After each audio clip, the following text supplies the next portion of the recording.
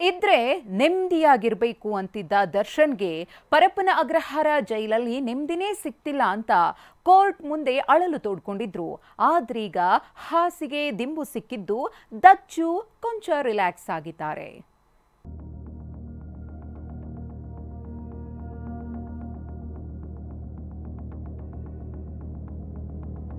ವಿಷ ಕೇಳಿದ್ದ ದರ್ಶನ್ಗೆ ಜೈಲಲ್ಲಿ ಹಾಸಿಗೆ ದಿಂಬು.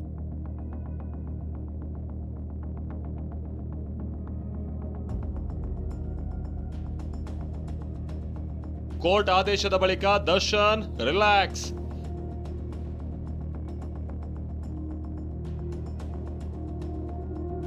ಹಾಸಿಗೆ ಇಲ್ಲ, ದಿಂಬಿಲ್ಲ, ಕೊಠಡಿಯಲ್ಲಿ ಬಟ್ಟೆಗಳು ಗಬ್ಬು ನಾರ್ತಾ ಇವೆ, ಸೊಳ್ಳೆ ಕಾಟ.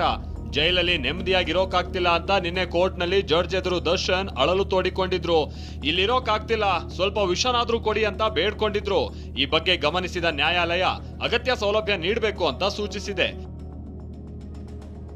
ದರ್ಶನ್ಗೆ ಇವತ್ತು ಹಾಸಿಗೆ, ದಿಂಬು, ಬೆಡ್ಶೀಟ್ ನೀಡಿದ್ದಾರೆ. ತನ್ನ ಸೆಲ್ ಮುಂದೆ ವಾಕಿಂಗ್ ಮಾಡೋದಕ್ಕೆ ಅವಕಾಶವೂ ದೊರೆತಿದೆ. ನಿನ್ನೆ ರಾತ್ರಿ ಜೈಲಿನ ವೈದ್ಯರೇ ದರ್ಶನ್ ಅವರ ಆರೋಗ್ಯ ತಪಾಸಣೆಯನ್ನು ಮಾಡಿದ್ದಾರೆ.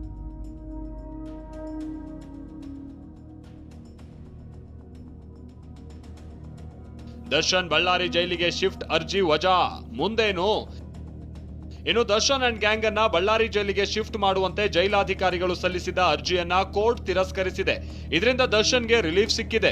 ಅಲ್ಲದೆ ದರ್ಶನ್ ಸೆಲ್ ನಲ್ಲಿದ್ದು ಸೆಕ್ಯೂರಿಟಿ ಬ್ಯಾರಕ್ಗೆ ಶಿಫ್ಟ್ ಮಾಡೋ ವಿಚಾರವಾಗಿ ಅಧಿಕಾರಿಗಳು ನಿರ್ಧಾರವನ್ನ ತೆಗೆದುಕೊಳ್ಳಲಿದ್ದಾರೆ. ಟ್ರೈನಿಂಗ್ಗೆ ಹೈದರಾಬಾದ್ಗೆ ತೆರಳಿರುವಂತಹ ಜೈಲಿನ ಮುಖ್ಯ ಅಧೀಕ್ಷಕರು ಶನಿವಾರ ಬರಲಿದ್ದಾರೆ. ಬಳಿಕ ಕ್ವಾರಂಟೈನ್ ಜೈಲಲ್ಲಿ ಮುಂದುವರಿಸೋ ಕುರಿತು ನಿರ್ಧಾರವನ್ನ ತೆಗೆದುಕೊಳ್ಳಲಿದ್ದಾರೆ. ರಾಮು, ಟಿವಿ9, ಆನೇಕಲ್.